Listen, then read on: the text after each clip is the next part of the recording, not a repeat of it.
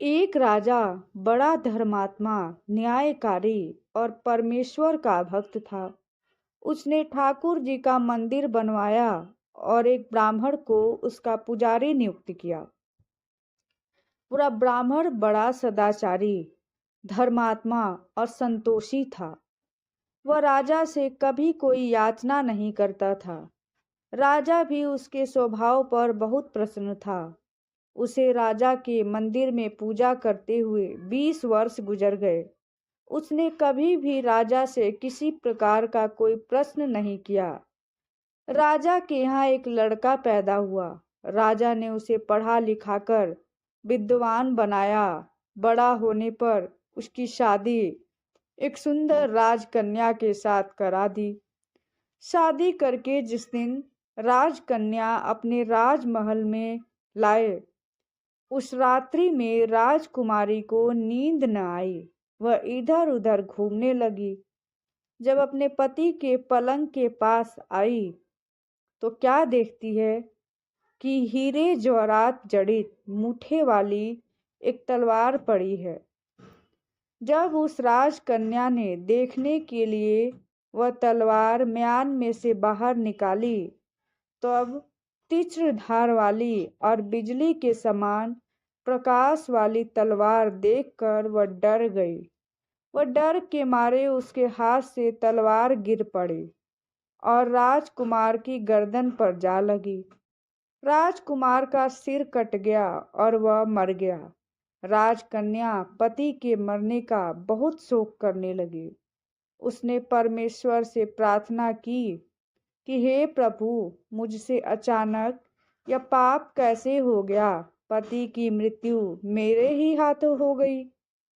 आप तो जानते ही हैं, परंतु सभा में मैं सत्य न कहूंगी, क्योंकि इससे मेरे माता पिता और सास ससुर को कलंक लगेगा तथा इस बात पर कोई विश्वास भी न करेगा।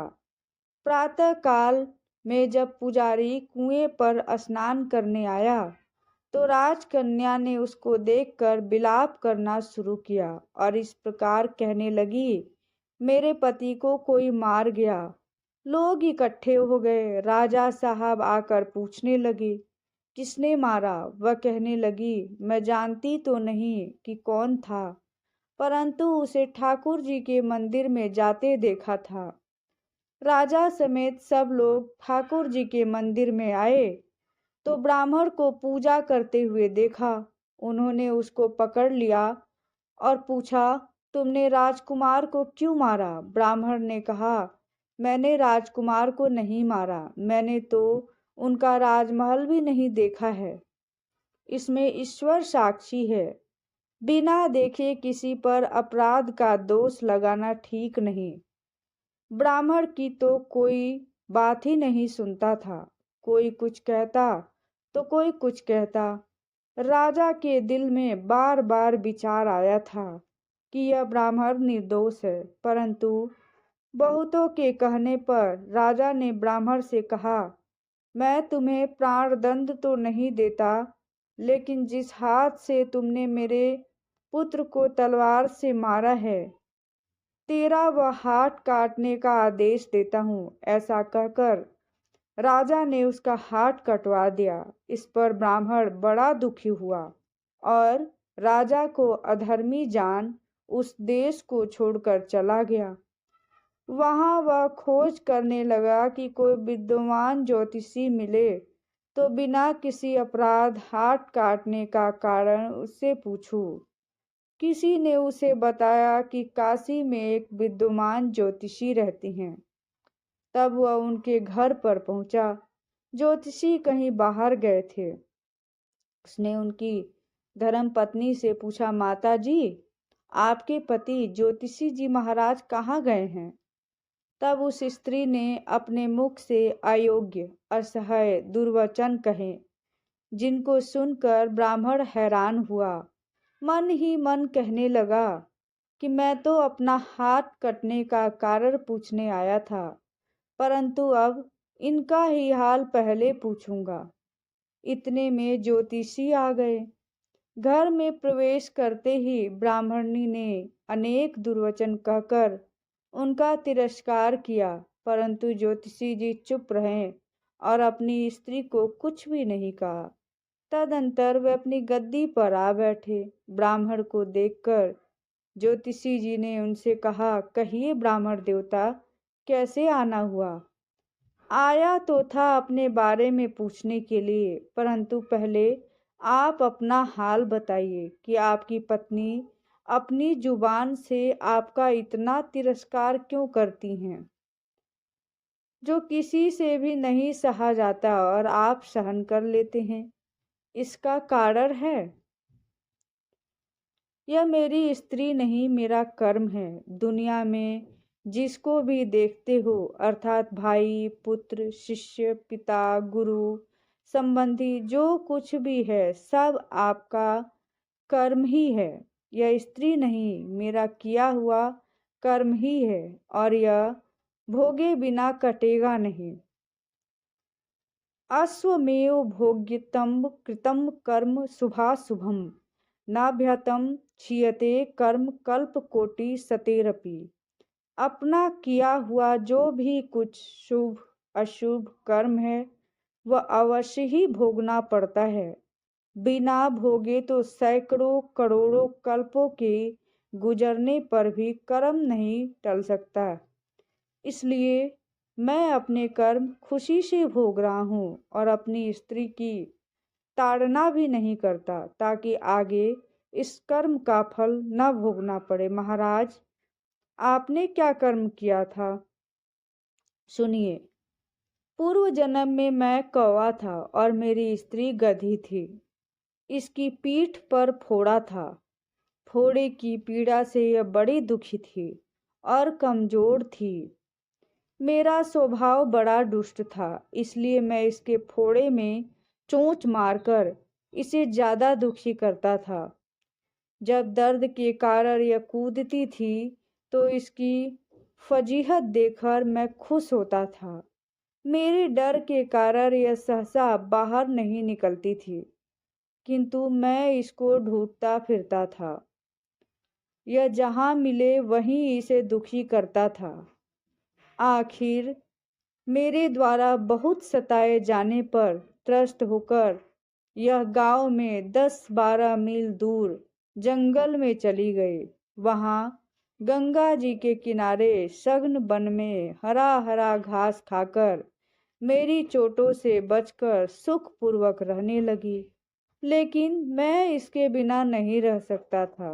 इसको ढूंढते ढूंढते मैं उसी वन में जा पहुंचा और वहां इसे देखते ही मैं इसकी पीठ पर जोर से चोंच मारी तो मेरी चोंच इसकी हड्डी में चुभ गई। इस पर इसने अनेक प्रयास किए, फिर भी चोंच न छूटी। मैंने भी चोंच निकालने का बड़ा प्रयत्न किया, मगर न निकली। पानी के भय से ही यह दुष्ट मुझे छोड़ेगा, ऐसा सोचकर यह गंगा जी में प्रवेश कर गई। परंतु वहां भी मैं इसकी अपनी चोंच नहीं निकाल पाया। आखिर में यह बड़े प्रवाह से प्रवेश कर गई। गंगा का प्रवाह तेज होने के कारण हम दोनों बह गए, बीच में ही मर गए। तब गंगा जी के प्रवाह से यह तो ब्राह्मणी बनी और मैं बड़ा भारी ज्योतिषी बना। अब वही मेरी स्त्री हुई जो मेरे मरण प्रयत्न अपने मुख से गाली निकालकर मुझे दुख देगी, और मैं भी अपने पूर्व कर्मों का फल समझकर सहन करता रहूंगा। इसका दोष नहीं मानूंगा, क्योंकि यह किए हुए कर्मों का ही फल है। इसलिए मैं शांत रहता हूँ। अब अपना प्रश्न पूछो। ब्राह्मण ने अपना सारा समाचार सुनाया और पूछा, अधर्मी पापी राजा ने मुझे निरपराध का हाथ क्यों काटा? ज्योतिषी, राजा ने आपका हाथ नहीं कटवाया, आपके कर्मों ने ही आपका हाथ कटवाया है। किस प्रकार? पूर्व जन्म में आप एक तपस्वी थे और राजकन्या गौ थी तथा राजकुमार कसाई था। वह कसाई जब गौ को मारने लगा, तब गौ बेचारी जान बचाकर आपके सामने से जंगल में भाग गई। पीछे से कसाई आया और आपसे पूछा कि इधर से कोई गाय तो नहीं गया है। आपने प्रण कर रखा था कि झूठ नहीं बोलूंगा, अतः जिस तरफ गौ गई थी उस तरफ आपने हाथ से इशारा किया, तो उस कसाई ने जाकर गौ को मार डाला। गंगा के किनारे वह अपनी चमड़ी निकाल रहा था। इतने में ही उस जंगल में शेर आया और गौ एवं कसाई दोनों को खाकर गंगा जी के किनारे ही उनकी हड्डियां उसमें बह गई। गंगा जी के प्रताप से कसाई को राजकुमार और गौ को राजकन्या का जन्म मिला, एवं पूर्व जन्म के किए हुए उस कर्म ने एक रात्रि के लिए उन दोनों को इकट्ठा किया। क्योंकि कसाई ने गौ को हंसिए से मारा था, इसी कारण राजकन्या के हाथों अनायास ही तलवार गिरने से राजकुमार का सिर कट गया और वह मर गया। इस तरह अपना फल देकर कर्म निर्वित हो गया। तुमने जो हाथ का इशारा रूप कर्म किया था, उस पाप कर्म ने तुम्हारे हाथ कटवा दिए हैं। इसमें तुम्हारा ही दोष है कि किसी अन्य का नहीं। ऐसा निश्चय कर सुख पूर्वक रहो, कर्म फल का भोग टलता नहीं है। कितना सहज है ज्ञान संयुक्त जीवन, यदि हम इस कर्म सिद्धांत को मान ले और जान ले, तो पूर्वकृत घोर से घोर कर्म का फल भोगते हुए ही हम दुखी नहीं होंगे, बल्कि अपने चित्त की समता बनाए रखने में सफल होंगे। भगवान श्री कृष्ण इस समत्व के अभ्यास को ही समत योग संबोधित करते हैं, जिसमें दृढ़ स्थिति प्राप्त होने पर मनुष्य कर्म बंधन से मुक्त हो जाता है।